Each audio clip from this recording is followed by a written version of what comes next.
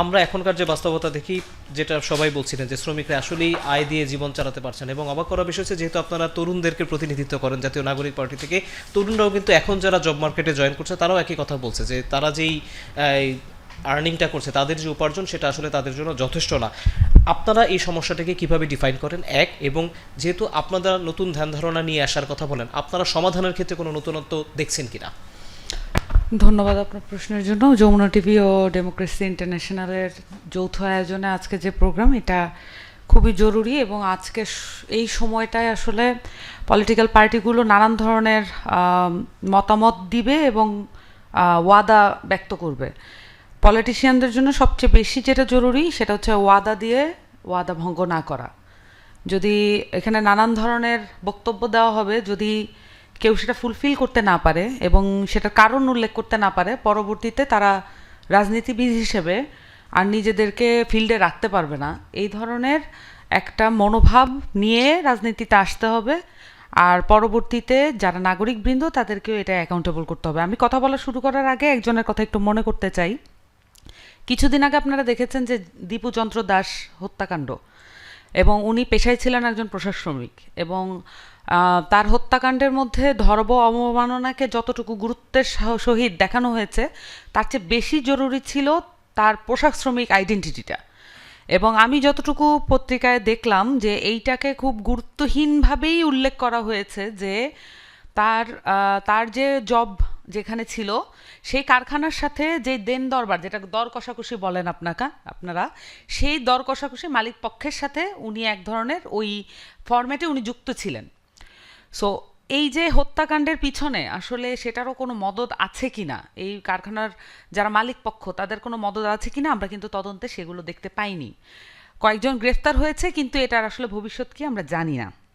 So এই যে আমাদের মানে একটা জিনিস হয় কি, যে পলিটিশিয়ানরা যখন ওয়ার্ক করেন এবং জনগণ যখন তাদের দিকে তাকিয়ে থাকেন, একটা গ্যাপ তৈরি হয়। এই গ্যাপটা হচ্ছে বিস্মৃতি।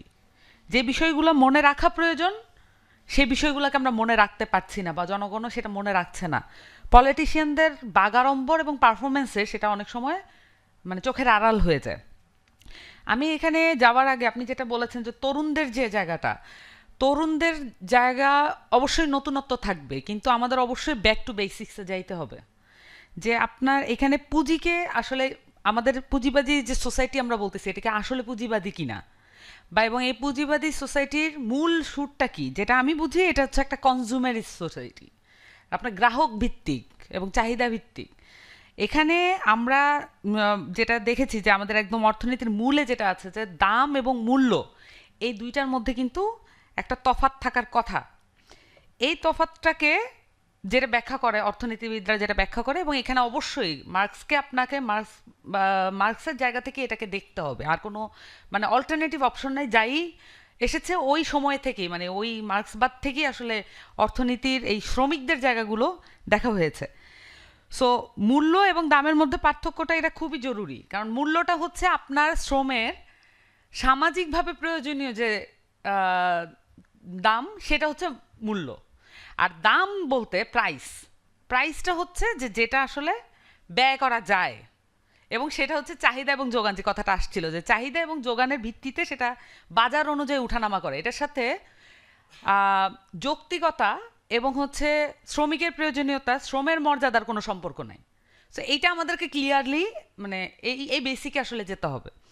সো এখন আমরা যেই জায়গাটা মানে তরুণদের জায়গা থেকে আমরা যেটা করতে চাই, যে মজুরির মধ্যে কি কি আসলে ইনক্লুডেড থাকে, যে শ্রমশক্তির মূল্য কি কি, এবং মূল্যের জায়গা থেকে আমরা যেটা দেখি প্র্যাকটিস, জীবন ধারণের জন্য ন্যূনতম খরচ, মানে ন্যূনতম মানে এটা এখন পর্যন্ত আজকে স্বাধীনতা 53 বছরের ন্যূনতম থেকে আমরা মিডিওকার জায়গায় পর্যন্ত পৌঁছাতে পারি নাই, মাঝারি না, এটা এখনো ন্যূনতম নিয়ে আমাদের এখনো ফাইট করতে হচ্ছে। মনীষাদি যেভাবে ব্যাখ্যা করলেন যে এত পার্সেন্ট এখনো বাকি আছে। সো আর হচ্ছে একজন শ্রমিককে আপনি দেখেন, যে শ্রমকে আপনি কিভাবে দেখবেন না শ্রমিককে কিভাবে দেখবেন, দেখার দৃষ্টিভঙ্গিটা এখানে ইম্পর্টেন্ট। যে একজন শ্রমিকের বাসস্থান বা কোনো মতে চিকিৎসা করতে পারবে, আর তার পরবর্তী প্রজন্মের শ্রমিককে তৈরি করতে পারবে, পরবর্তী প্রজন্মের মানুষকে না, পরবর্তী প্রজন্মের শ্রমিককে তৈরি করতে পারবে, এরকম একটা জীবন ব্যবস্থা তার তাকে তৈরি করে দেওয়া। এবং এখানেও কিন্তু শ্রম এবং শ্রম শক্তির মধ্যে তফাৎটা আমাদের যারা এই শ্রমিকদের নিয়ে কাজ করেন তাদেরকেও এই বিষয়টা তাদেরকে বুঝাইতে হবে। এবং পলিটিশিয়ানদের কাজ হচ্ছে এগুলোই বারবার বলা যে শ্রম এবং শ্রমশক্তি দুইটা কিন্তু একই বিষয় হবে না। কারণ শ্রম হচ্ছে ওই জিনিসটা যেটা আপনার কাজের সাথে সরাসরি সম্পর্কিত, আর শ্রমশক্তি হচ্ছে যে আপনি পরবর্তী দিনে এসে ওই কাজটা আবার করতে পারবেন যতক্ষণ পর্যন্ত আপনার গায়ে শক্তি থাকবে ওইটাকে ক্রয় করা। আমাদের যে ইন্ডাস্ট্রিগুলো, আমাদের শিল্প বলেন, আমাদের কৃষকদের যারা এই যে মজুতদাররা আছে, তারা কিন্তু আসলে শ্রমশক্তি ক্রয় করেন, শ্রম ক্রয় করেন না। তাহলে এই এই বিষয়গুলো, এই যে বেসিকে আমাদের একটু যেতে হবে। আমরা নতুনত্বের কথা অবশ্যই বলবো, কিন্তু আমরা যে নতুনত্বের কথা এবং এই যে নানান ধরনের পলিসি মেকিংয়ের জায়গা থেকে কথা বলতে বলতে শ্রমিক এবং শ্রম সম্পর্কে বেসিক ধারণা থেকে আসলে দূরে সরে গেছি। এইটা হচ্ছে আমাদের পলিটিশিয়ানদের খুব কাজ যে এই জায়গাগুলো নিয়ে কথা বলা। নিঃসন্দেহে